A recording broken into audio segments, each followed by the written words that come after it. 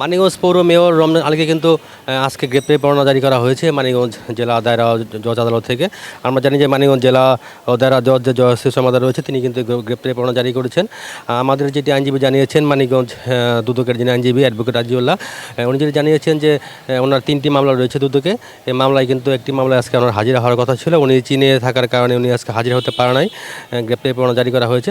তো আমরা এখন কথা বলবো সেই দুদকের আইনজীবী অ্যাডভোকেট রাজিউল্লাহর সঙ্গে। সন্দেহ হলেই গ্রেপ্তারি পরোয়ানা জারি করতে পারে। তার বিরুদ্ধে আমরা যতটুকু জানি 3টি মামলা ছিল দুদকের, কি মামলা যদি একটু বিবরণ বলতেন আমাদের। এই 3টি মোকদ্দমারই আজকে তারিখ ছিল।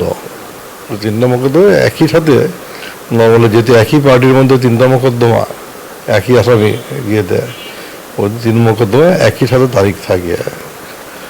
এখন মোকদ্দমা হলো বেশ পুরানো, 20 বছর 22 বছর আগের মোকদ্দমা। এটা 3টার মধ্যে 2টো মোকদ্দমা হলো পৌরসভার মাটি ভরাটের প্রকল্প ছিল 2টা, এই 2টা প্রকল্পের জন্য 2টা মোকদ্দমা হয়েছে। আর একটা পৌরসভার গাড়ি, জিপ গাড়ি ছিল তখন, ওইটা অ্যাক্সিডেন্ট করায় ওই গাড়ি মেরামত করার জন্য আরেকটা হয়েছিল, ওই টাকা স্যাংশন হয়েছিল। এটা মোকদ্দমার বিষয়বস্তু হলো টাকাটা প্রপারলি ইউটিলাইজ হয় নাই। আপনি বলছিলেন যে সুমিত্রা কাউন্টারে মাটি ভরাটের একটা বিষয় 2টি মামলা হয়েছিল, এটা একটু কোন জায়গাটা যদি একটু বলতেন। মানিকগঞ্জ ওই যে একটা আছে বাস স্ট্যান্ড ছিল, এখন ওই যে পৌর মার্কেট, যেটা পৌর মার্কেটের জাস্ট উত্তর দিকে, যেখানে মানিকগঞ্জের শুভযাত্রা বাস সার্ভিসগুলো ওখানে 4 থেকে 7 ঢাকা তারা কাউন্টার ছিল, ওখান থেকে এইখানে বাসগুলো থাকতো। সেইটা মাটি ভরাট করার জন্য, নিচু জায়গা ছিল আগে, এটাকে মাটি ভরাট করার জন্য প্রকল্প গ্রহণ করে সেই প্রকল্পে মাটি ভরাট করা। এখন অভিযোগটা হলো যে টাকার করছে, স্যাংশন করছে, টাকা উত্তোলন করছে, মাটি সেই পরিমাণে মাটি উঠানো হয় না। করেছিল এটা অভিযোগ কারা করছিল এটা গোপনীয়, কারণ দুদক কিন্তু কি অভিযোগ তাকে বলবে না। তারা অভিযোগ পাইলে অনুসন্ধান করবে, অনুসন্ধান করে যদি সত্যতা পায় তাহলে দুদকের কেউ বাদী হইয়া মোকদ্দমা করবে। সত্যতা পেয়েছেন এ পর্যন্ত? আমি তো মামলার মেরিট এখনো দিতে পারিনি।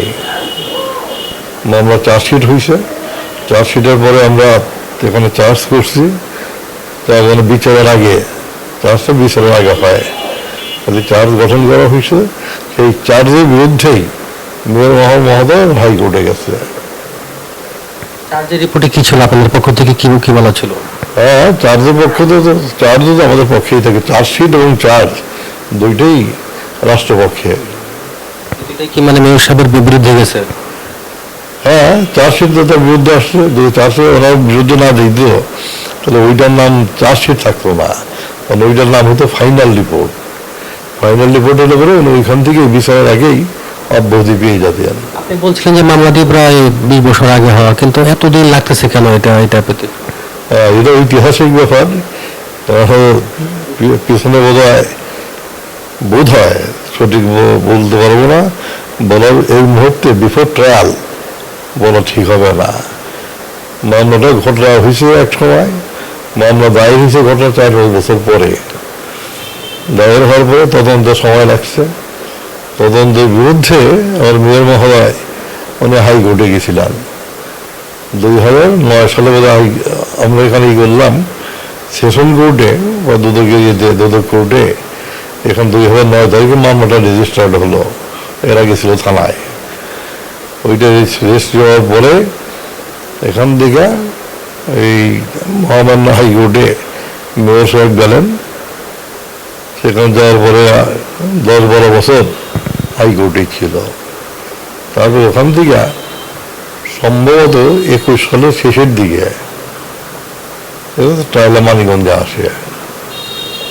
মানিকগঞ্জে আসার পরে যখন নাকি এখানে হাজির হলো, হাজির হওয়ার পরে মামলাটা চার্জের জন্য বলল।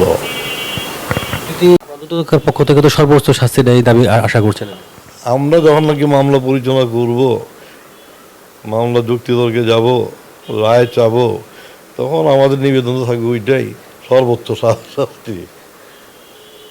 জজ সাহেব সেখান থেকে মামলা মেরিট বুঝে দেখে ক্ষমতা পড়েন, কিন্তু সর্বোচ্চ শাস্তি যা আছে তার চেয়ে বাড়াতে পারেন না।